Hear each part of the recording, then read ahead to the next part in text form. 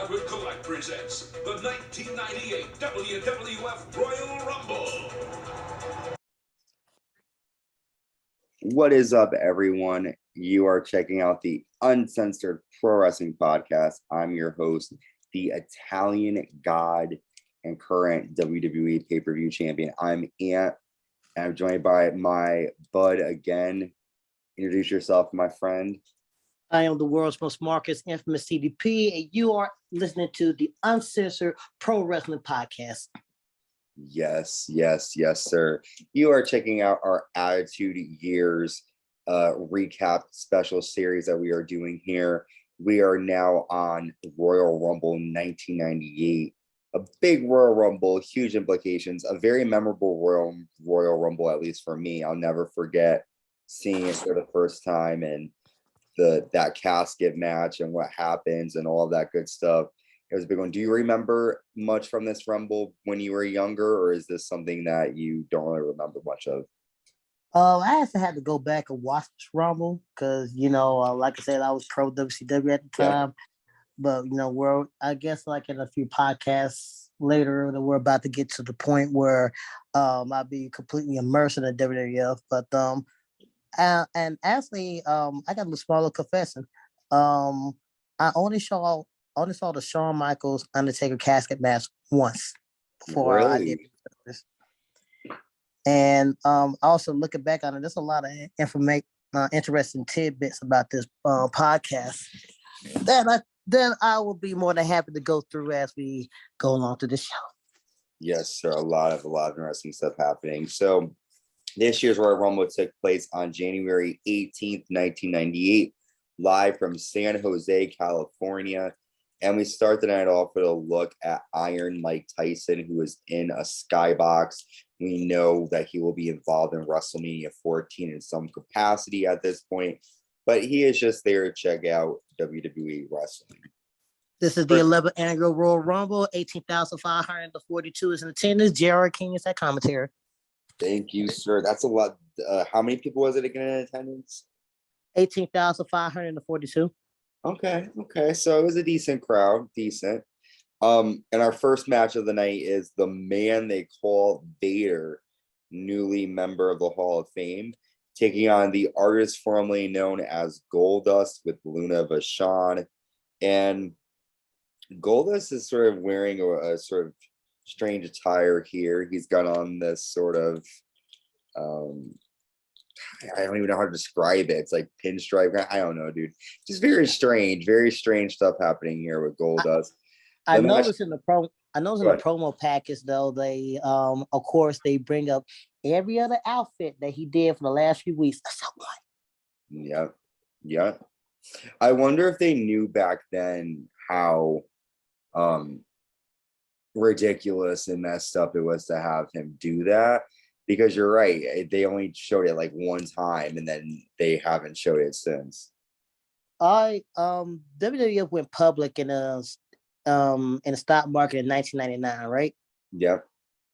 Okay, so when I'm just throwing this out there, maybe just while Bruce Purser, Vince Russo, and blah blah blah was talking about making that segment, they must have thought, like I said, it must have been one of those ideas that must have sounded good in your head, but once the execution, yeah, it was weird. And a lot of this match came to be after Goldust would continue to attack Vader numerous times. He attacked him with a hammer, he attacked him with a coconut.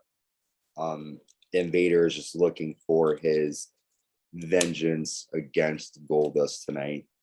So the match starts. Vader nails a splash in the corner, and then he ends up running Goldust into Luna.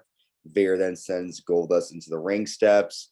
Goldust jumps off the top rope with an elbow to Vader's midsection. Goldust then sends Vader into the steps, and while that's happening, Goldust distracts the referee, allowing Luna to attack Vader with her shoe, and Luna chokes Vader too. Vader then is able to get the advantage back in his corner, and he nails a splash. Goldust nails a low blow to Vader as the referee is distracted. Vader again comes to his senses, and he jumps on top of Goldust, and he goes in the corner for his Vader bomb, but Luna jumps on top of Vader's back, trying to choke him. But Vader's like, you know what, fuck this. And he ends up landing a Vader bomb with Luna on his back. And he covers the artist formerly known as Goldust for the win. Vader wins. What did you think of this match? A few things. I know like normally in the commentary booth, JR is the face commentator and King is the heel commentator. And I kind of find it funny that like King is kind of siding with Goldust, but then I recall like the feud back in 95 and 96 where Lawler actually called Goldust a derogatory word for homosexuals. And I'm pretty sure most of you can find that promo on YouTube. So I Yeah. kind of find that funny. And second thing, two more things actually. I like the Tyson Kill Tupac poster that one fan was showing in the beginning of the and like when everybody was making the entrances. I thought that was it popped my tits off. And then I believe this is the first time that we saw a Vader bomb in like weeks, right? Yeah. Yeah. I mean, Yeah. I don't know how them working like any like shotgun Saturday nights or anything like that. They don't have that on the Peacock edition of the WWE Network. So I don't know if anybody knows. Let me know in the comments, please. Yeah, definitely let us know. But yeah, it was a decent match to kick off Royal Rumble. Not a lot to go here. We then go backstage with Michael Cole, and he's trying to talk to Stone Cold Steve Austin. Stone Cold says he doesn't have anything to say to him. And then the Godwins end up grabbing Michael Cole after Stone Cold leaves, and they're looking for Austin. Why don't one thing about that segment, right? Okay, so when Michael Cole was trying to interview Stone Cold literally went through the door. It wasn't even like 30 seconds before the Godwins come up and they ask, "Where's Stone Cold?" It's like, dude, I know you probably just saw him walking. Yeah. Like, come on, come stop assaulting our intelligence and stuff. I thought Ben said that once we transferred to the Attitude Era, that we all are tired of getting our intelligence assaulted. Yeah, that was a little silly. You had to have just seen him. He was just right there. And I know backstage arenas are like huge, so it's not like you can't like miss them, you know. Yep. Yeah, it's definitely some silliness happening backstage. I mean, I think anybody would have seen a dude that's as big as Stone Cold walk by. Well, speaking about big, this match is not. We have our special guest, referee Sonny, for this special mini competition. We're seeing the team of, how do you say it? Battalion, Tarantula, and El Torito taking on Max Mini, Nova, and Mosaic. Max Mini nails a springboard arm drag to Battalion. A lot of back and forth action happening between these minis. A lot of action, hard to call what's happening. Max Mini and Sonny then end up attacking the heel minis. All minis perform high flying moves to the outside of the ring. It was cool to see these guys in action because we don't see stuff like this anymore.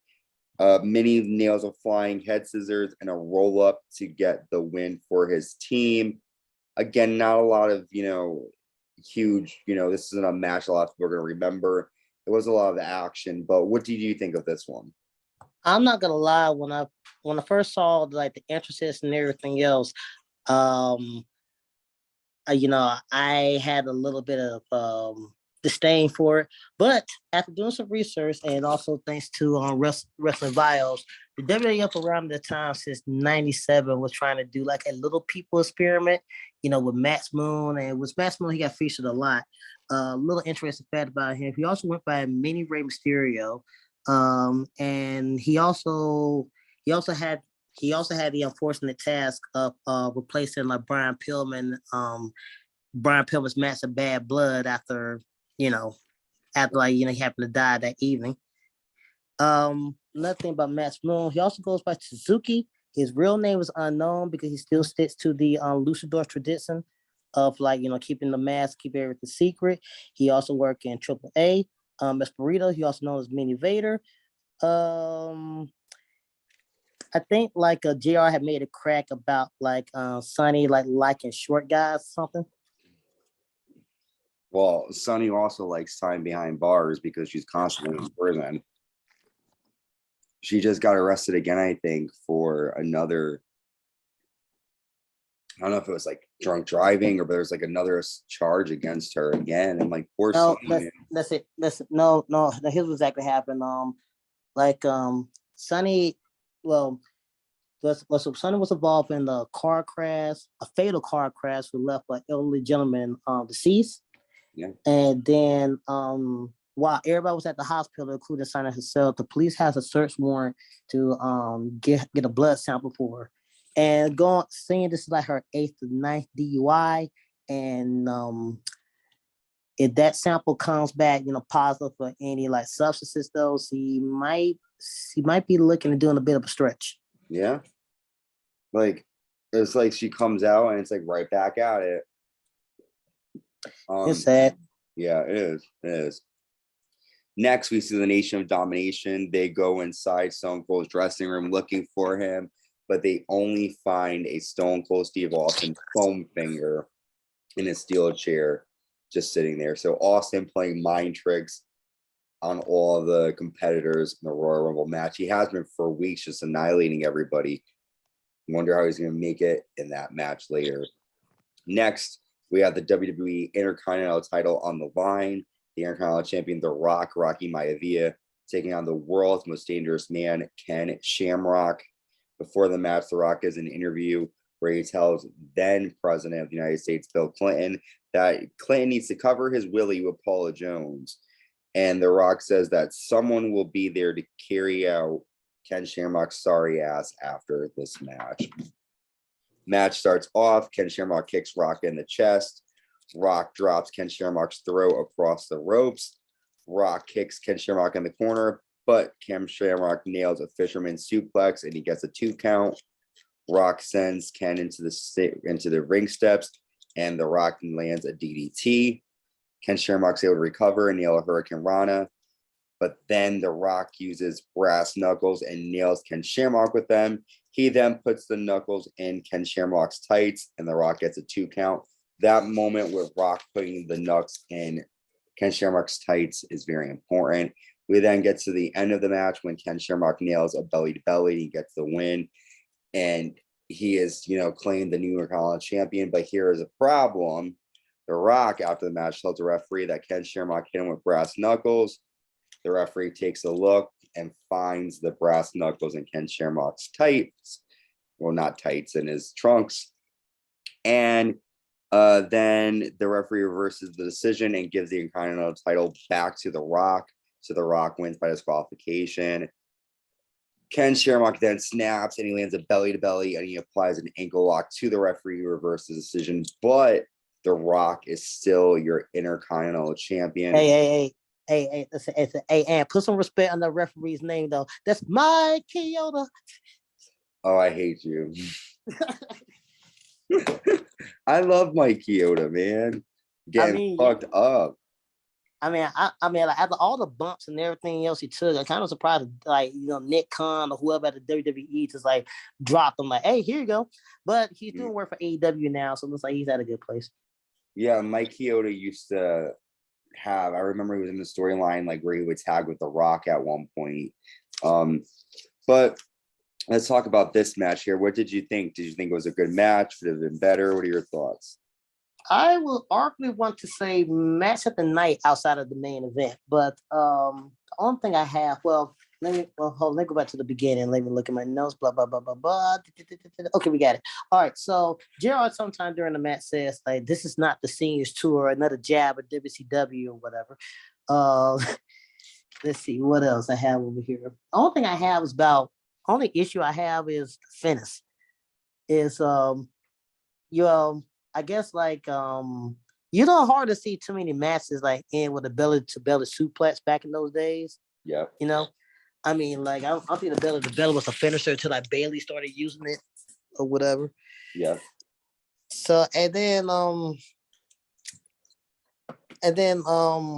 just wondered what gave Rock the foresight just to go ahead and put the tights in Ken Shamrock's trunks. I mean, I guess it's a creative finish. But otherwise than that, I have no other complaints about this match.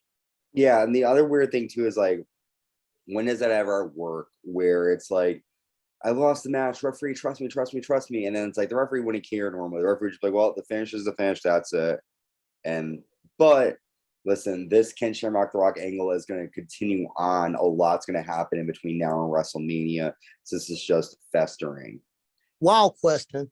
I don't think I ever seen Shamrock with the old school Intercontinental Championship belt. Have you? No. I think he had like the new one, the Rock debut, like later on this year, I believe. Yeah. But then like otherwise that I have never seen Ken Shamrock with the old school like IC belt. It's weird. I know that the belt is seen at WrestleMania 14 for sure, the old one. So, but we'll get there. Really quick before we take a break, we see a backstage segment where a lot of wrestlers are fighting backstage, still looking for Austin, but essentially one man is going to walk out of the Royal Rumble the winner. So they're going to try to take out their competition as they can. Remember that segment, by the way, because that's going to affect the Royal Rumble with an interesting fact I have later. Oh, I can't wait for that.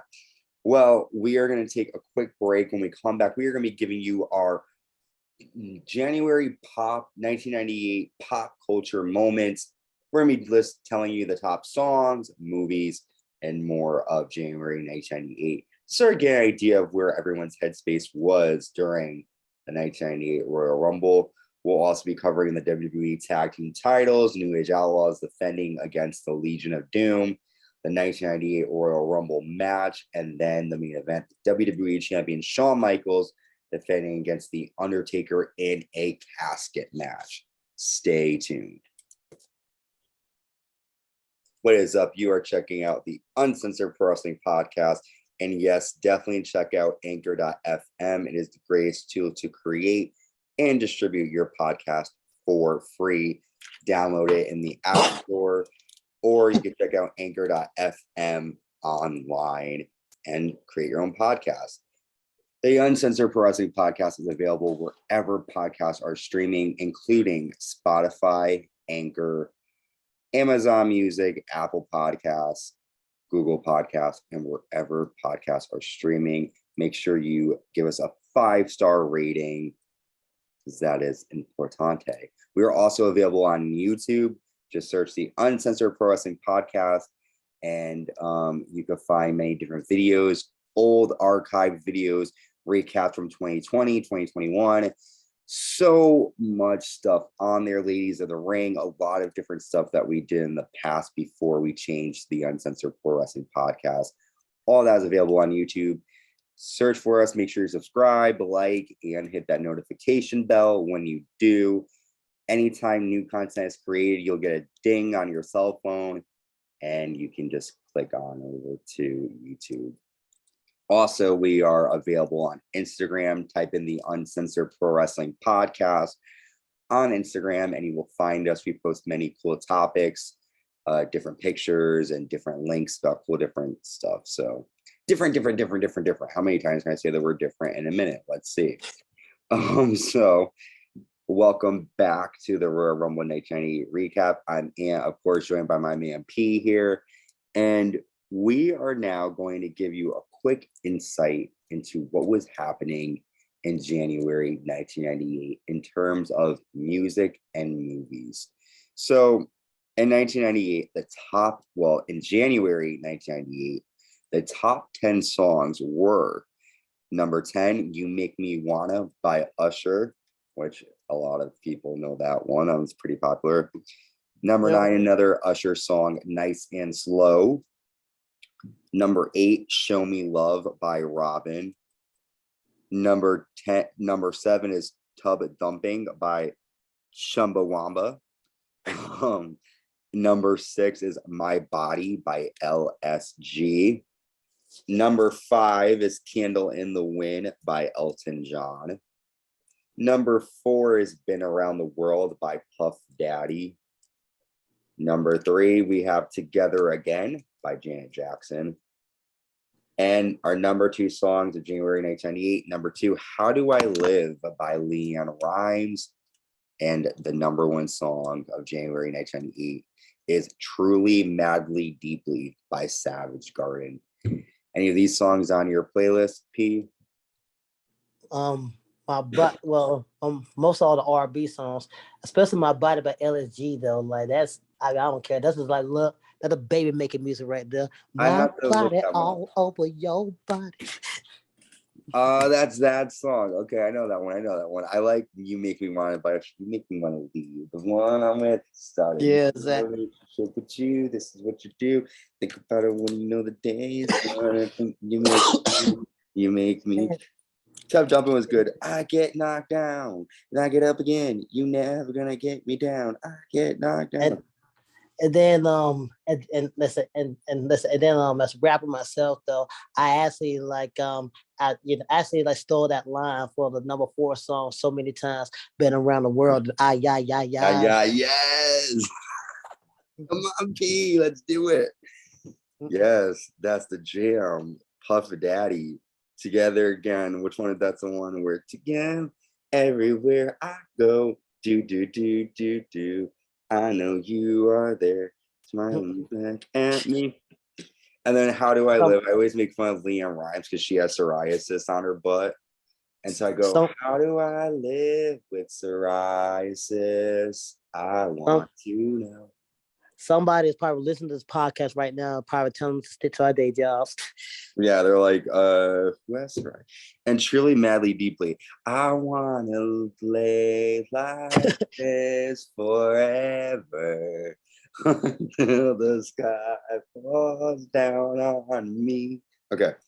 Before you all turn this off, I'm going to stop singing. We now have our top 5 movies in the United States during January 1998. And those top 5 movies coming in, number 5 is Mouse Hunt. I remember that when I was little.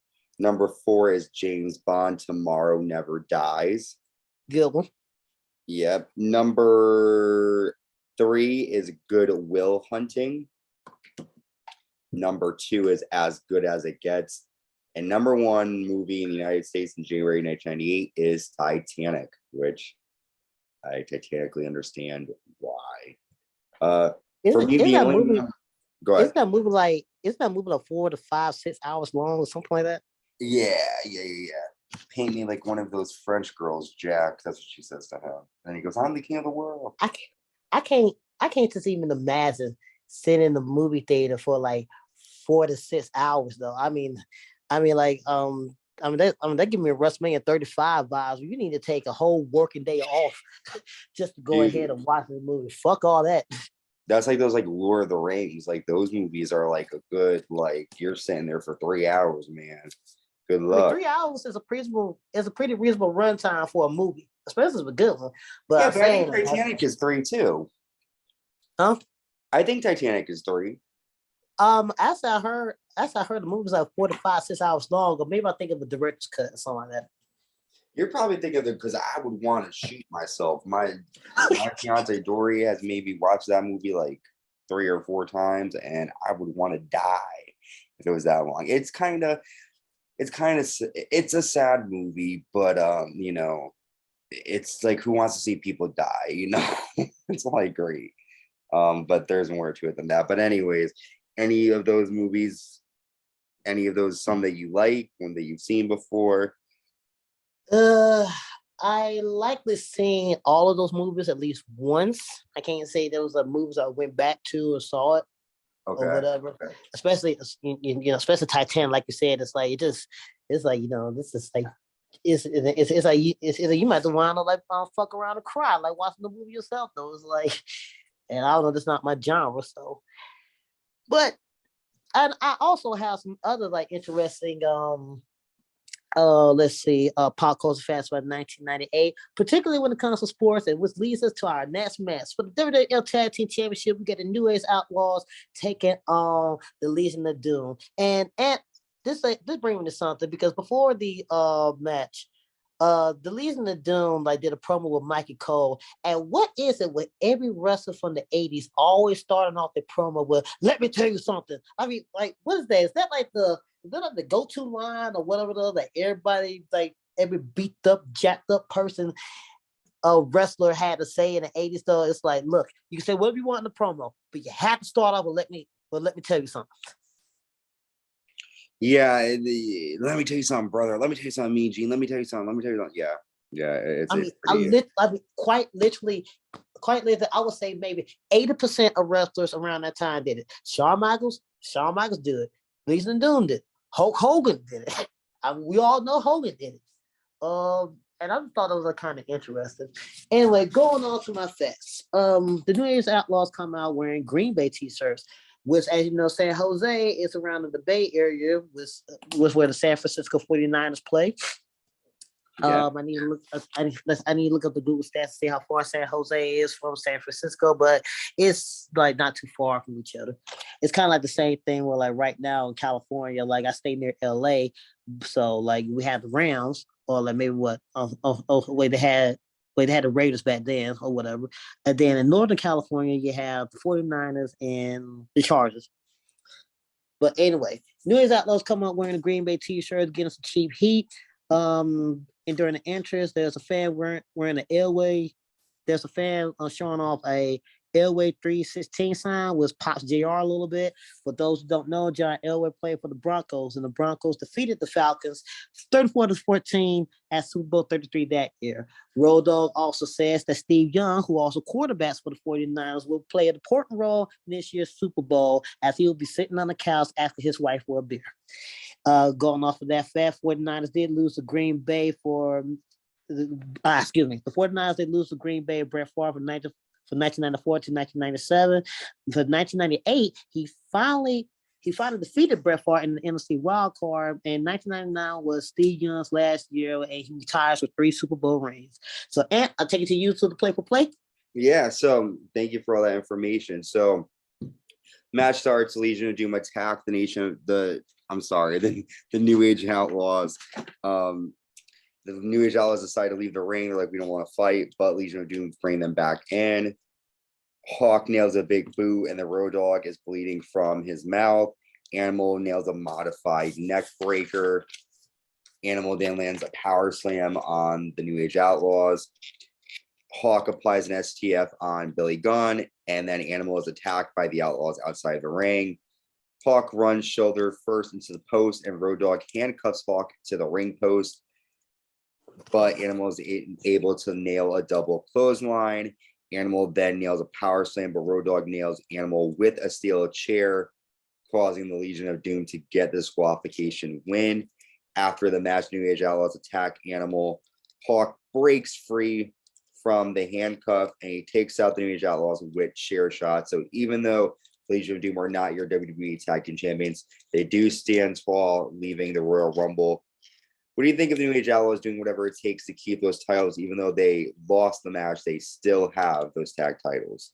Look back at everything with hindsight, you could tell that, like, even back then, the WWF was still struggling with like tag teams in the time, because later on, because later on, the New Age Outlaws would face Captain Jack and Chainsaw Charlie at WrestleMania, win it that night, and then lose it the very next night on Raw. So I'm not exactly sure what Vince's idea with the tag team division was at the time. It didn't like get really like hot and popular until like 1999 with the Hardy Boys and Ed Kristen and things of that nature. So this match, I have nothing out of 3 out of 5 and anything.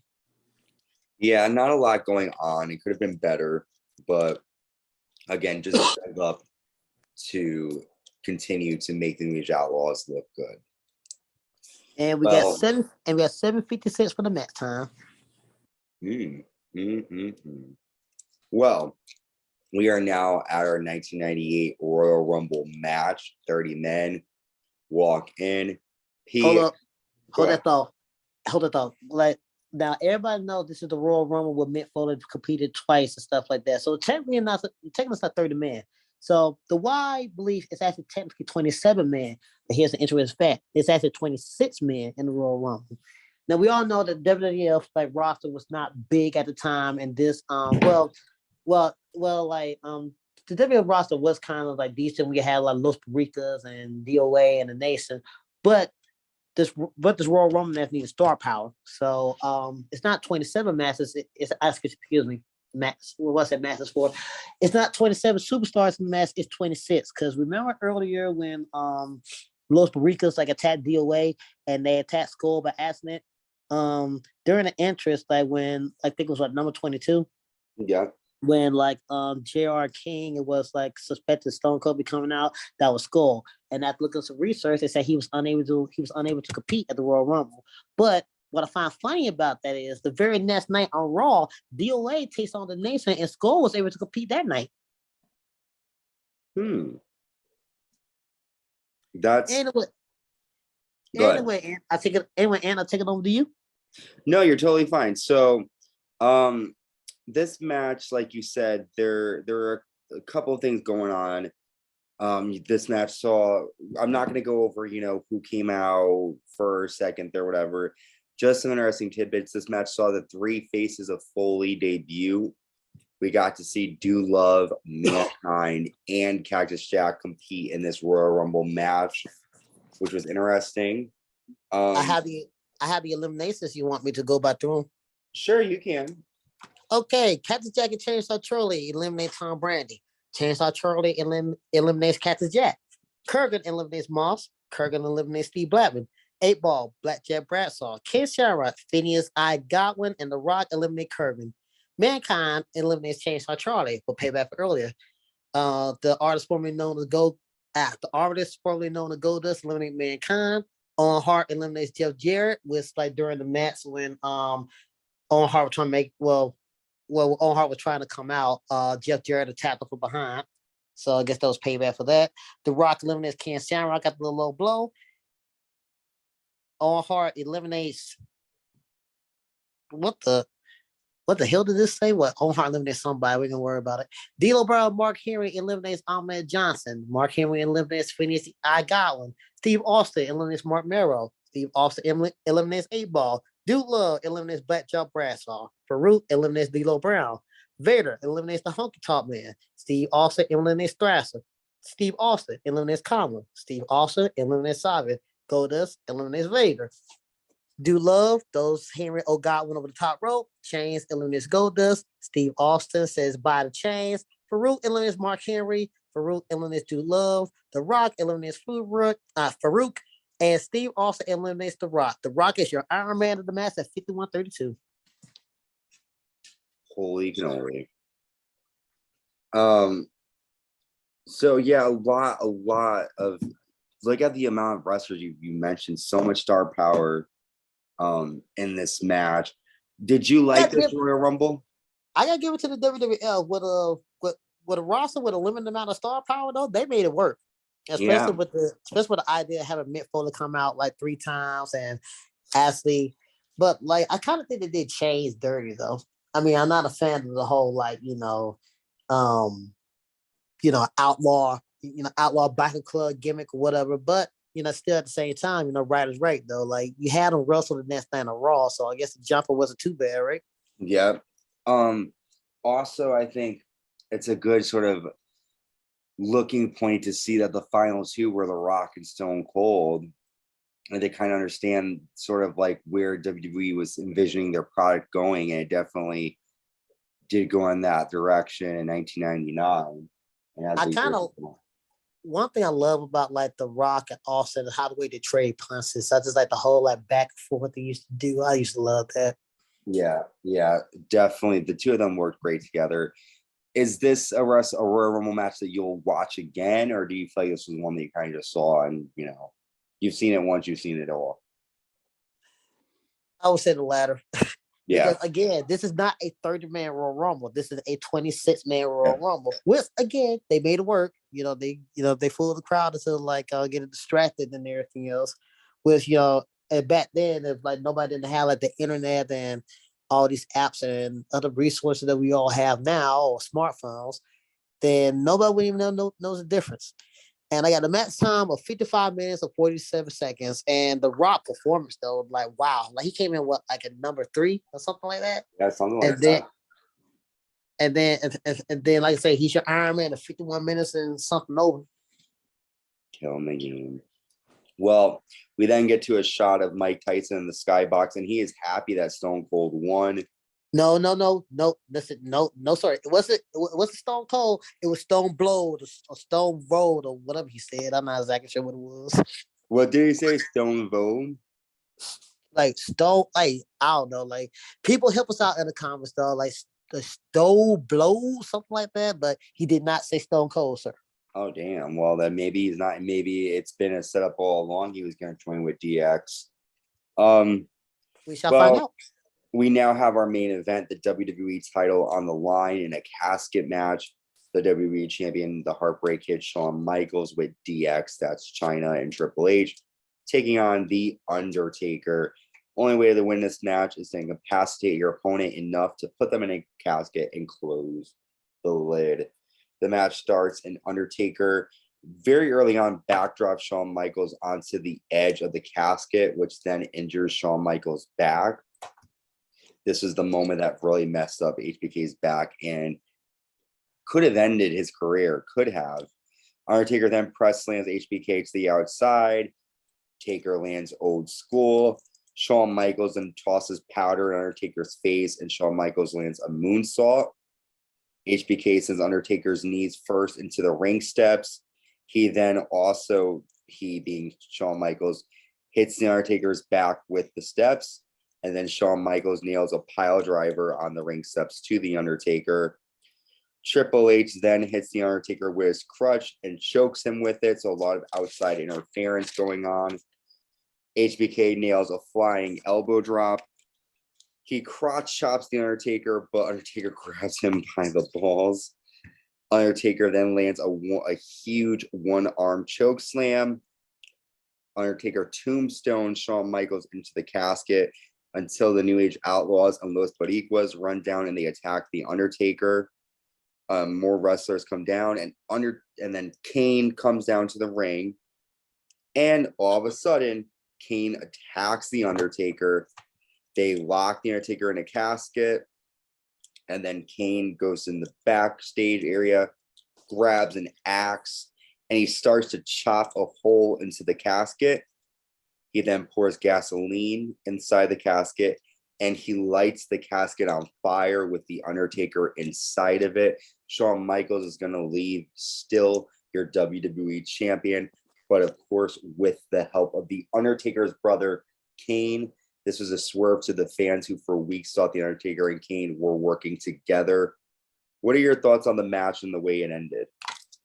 First of all, I gotta say match of the night. But you know, it's Shawn Michaels and Undertaker. What do you expect? You know, they're gonna do what they're gonna do in the ring. Yeah. I like the way how they brought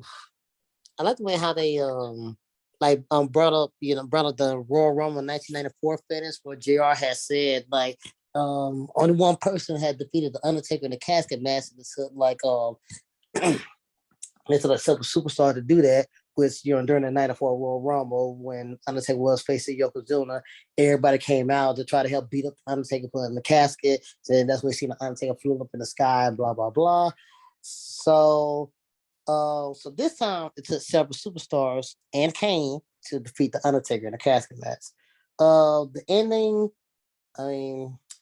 it's like one of the most it gotta be the most what's the word I'm looking for? I don't have a brain for it right now. Man, help me out. The most what? Like the most as far as Royal Rumble history, this is like one of the standout images that you recall because, when you think about the Royal Rumble, you think about maybe Ric Flair's performance or Undertaker versus Yokozuna, or even this Royal Rumble ending where you see the casket on fire.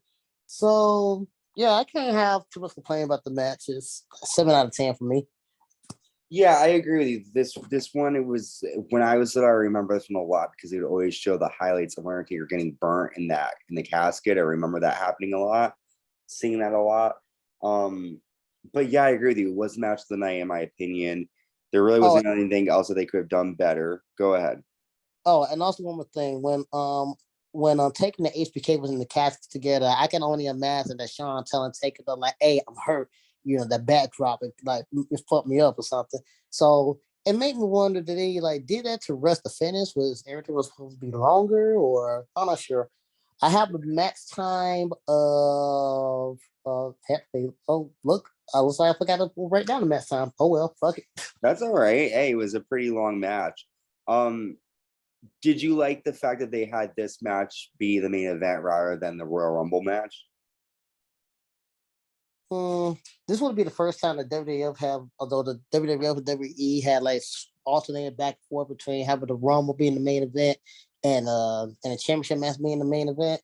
So I think in this case, yeah, I think it was a good idea to close the show instead of the Rumble, since as we stated earlier, it wasn't a star packed Rumble. They had to work with what we got. They had to push out all the star power for the main event. So I think they made the right decision. Yeah. Well, this Royal Rumble definitely led up to a lot to happen. We now know that Shawn Michaels will take on Stone Cold Steve Austin at WrestleMania 14 for the WWE title. We will, hear the implications of Kane attacking and setting his brother on fire. The New Age Outlaws still your tag team champions, although they did sort of leave an impact on Legion of Doom. Also, Ken Shamrock having the match reversed. The Rock leaving Royal Rumble Intercontinental champion. Ken Shamrock is definitely not done with The Rock. And, just a lot of Vader and Goldust, their rivalry will end in the mini. You don't really see much of them anymore. But other than that, this is a great Royal Rumble. Check it out if you've never seen it. Don't, run to it or anything. But other than that, P, that was it. Do you have any other thing you would like to say? Nope, I'm good. I guess we will see you guys next time when we do the Raw after the Royal Rumble 1998. We should discuss all the events that happened then. That's right. Yep. The next Attitude Era recap that you will hear will be, like T said, Raw's War from January 19th, live in Fresno. It will be the fallout of Royal Rumble 1998. Other than that, we hope you enjoyed our recap. Definitely check out Royal Rumble 1998 and make sure you subscribe to us on YouTube, and also give us a 5-star rating wherever podcasts are available. With that, the Uncensored Pro Wrestling Podcast is out. Be safe, and we will talk to y'all soon. Bye. Peace.